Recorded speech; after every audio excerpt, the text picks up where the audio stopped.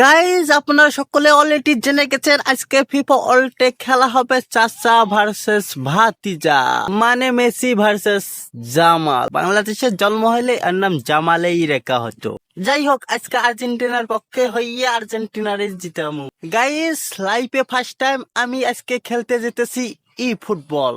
আজকের এই ইন্টারন্যাশনাল খেলায় থাকতেছে আমাদের সহকর্মী, আমাদের ওমরান ফায়ার ভাই আর আমি মোহাম্মদ মোনা। আপনার আজকের বিশ্বকাপে জিতবে আর্জেন্টিনা।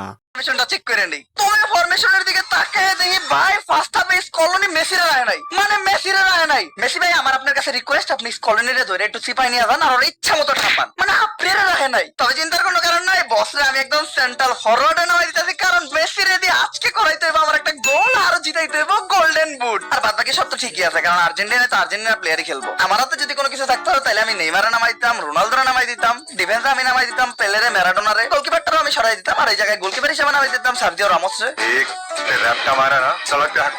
সার্জিও রামোস গোলকিপার তো নাকি? তো টসে জিতা বল কিন্তু হয়ে গেছে স্পেন। স্পেন টসে জিতছে তো কিছু ম্যাচ তো আমরা জিতবো, কারণ মেসি বস অলরেডি ফিফা কিনা রাখছে ভাই। রদ্রির কাছে বল, বল নিয়ে তো আগাইতে দিব না ভাই। গাবির কাছে বল, গাবি বল দে।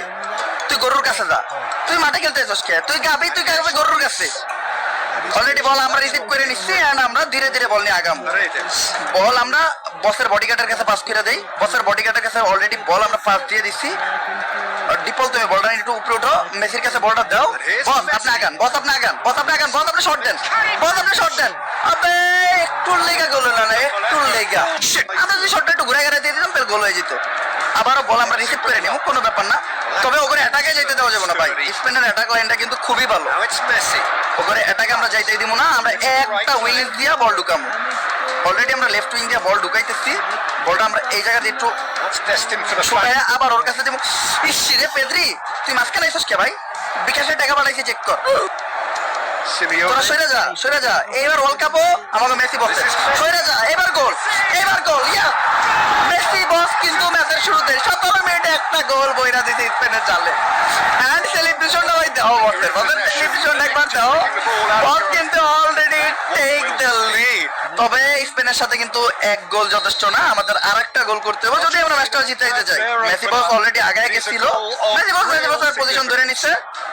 বল অলরেডি আমরা আবার পেয়ে গেছি, আমরা এখন আগামু। বসের বডিগার্ডের কাছে বল, বডিগার্ড সুন্দর করে ওর কাছে দাও, তুমি আবার বসের কাছে দাও। বস শট, বস একটু হেডে ধরবো, কারণ বস বসের কাছে হেডের বল দেওয়া যাবে না।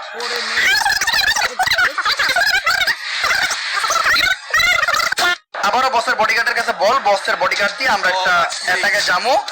অলরেডি শট, শট দেওয়ার আগে বলটা ঠেকাই দিচ্ছে। অলরেডি ফার্স্ট হাফ শেষ, আর ফার্স্ট হাফে কিন্তু আমরা 1-0 আগে আছি।